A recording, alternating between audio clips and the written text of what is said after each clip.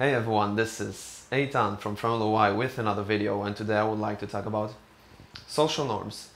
There's lots of frustration around social norms because we are group-oriented beings. Everything that we do in our society tends to be within a group.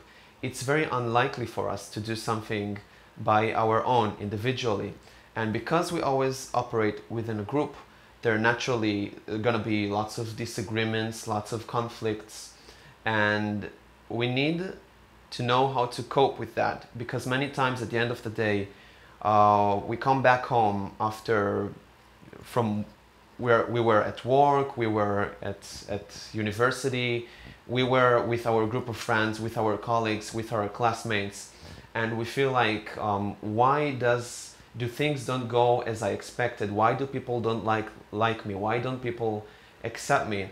And we many times feel that this is something personal and we did something wrong, and we basically in a conflict within ourselves, because we do want to be a member of the group, but at the same time we also do want to do things which will make us happy, and we don't want to change ourselves too much. And by understanding fundamentally what's social norms, what they're all about, then we can have a healthier mindset. We will know how to cope with different situations. We would know exactly what to do in order to make the most of it. So I would like to talk about social norms, and let's start by explaining exactly what it is. So social norms are unwritten rules in our society. These rules might change between each and every group. Each group has its own rules. It depends whether you are at work, at your job place, there will be their own specific rules of the co-workers. There will be rules of university, of teachers, of your family.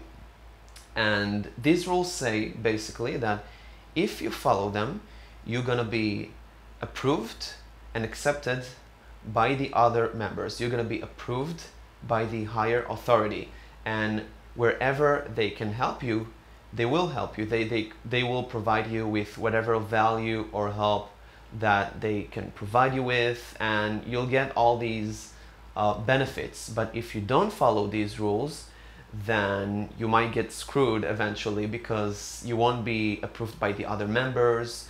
Your parents won't like you, your classmates won't like you, and you'll basically be left with nothing, with no value provided by these group members.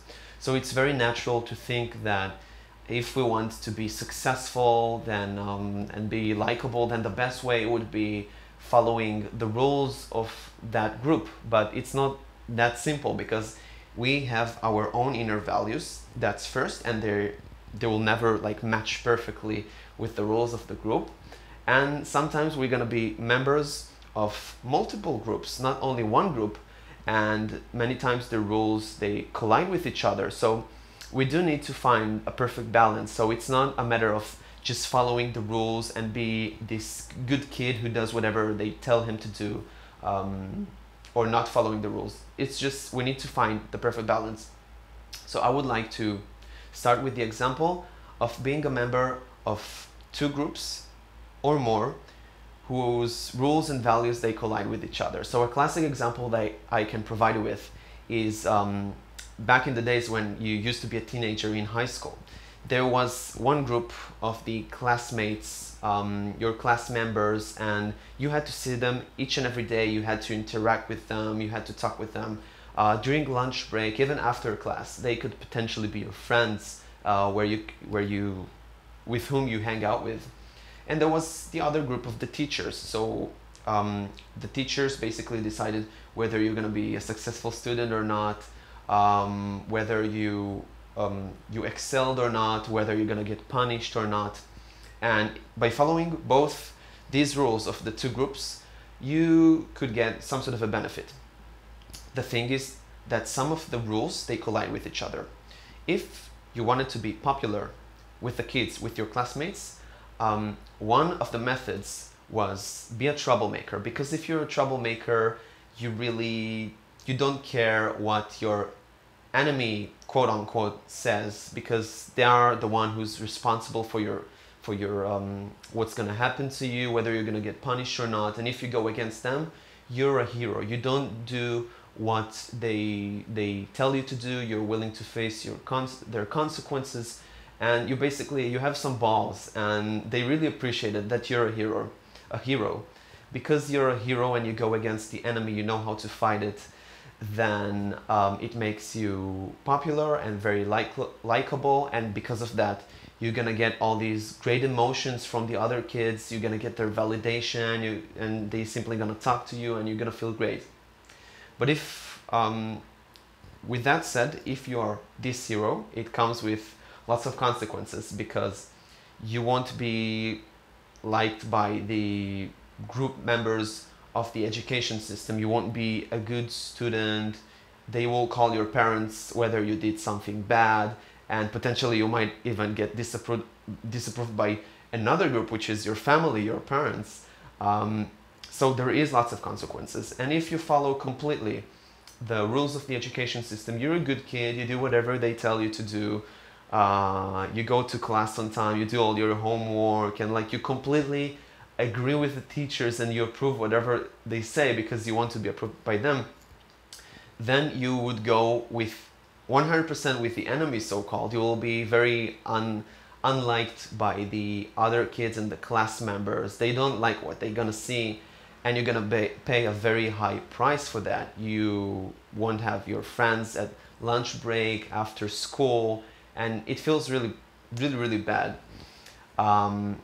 It's not black and white. If we want to find a solution for that, we need to find the perfect balance. We always think that maybe it would be the best idea to follow the teachers because this is what our parents tells us. They are very close to us. There's another group which validates it, but it's not always like that. We need to just find what's very liked by the classmates, what's very liked by the teachers, and eventually try to adapt to both groups, because we have to be members of both groups, and we want to be as liked as much as possible by both. And this is why we should find the perfect balance. Eventually it all comes down to our inner feeling, what will give us the most benefit. Another case which is fundamentally different is the group against the individual. So a good example for that would be your parents who want you to go to this specific university to study this specific subject in school, and you simply don't feel like studying this specific subject. You don't feel like going to university. You don't feel like doing any of it at all. Obviously, if you follow your parents, they will help you. They will give you money. They will give you mental support. They're gonna be there for you. You can be sure about that. But at the end of the day, you'll do things that you're unhappy with. You don't want to go to this university, you don't want to study this subject, and you're gonna feel shit about it.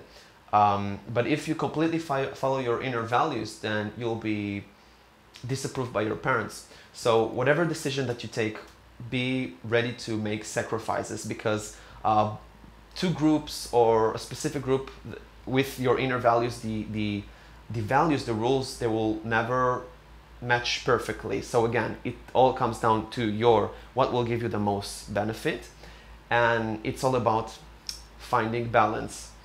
Sometimes the best solution would be, maybe you're a member of a specific group, completely leaving this group.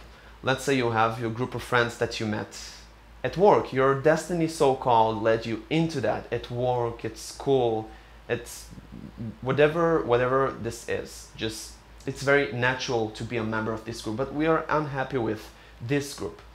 Even though we were led into it, we have like small talks with the member of the groups, and yeah, you go out together, but it doesn't feel right for you. You don't do things that you're happy with. You just don't want to be there. Then simply don't be there.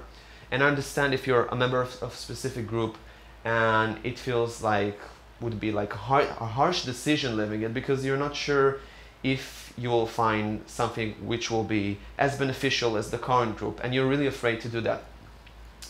And it's very easy to assume like all the bad scenarios, of course, but you will never know what's gonna happen to you unless you try, and you would be surprised. But there's so many groups out there that you can be a member of. So just take this initial step towards freedom, towards following your inner values, because sometimes it will be healthier for you. Just leave the current group, keep looking for it.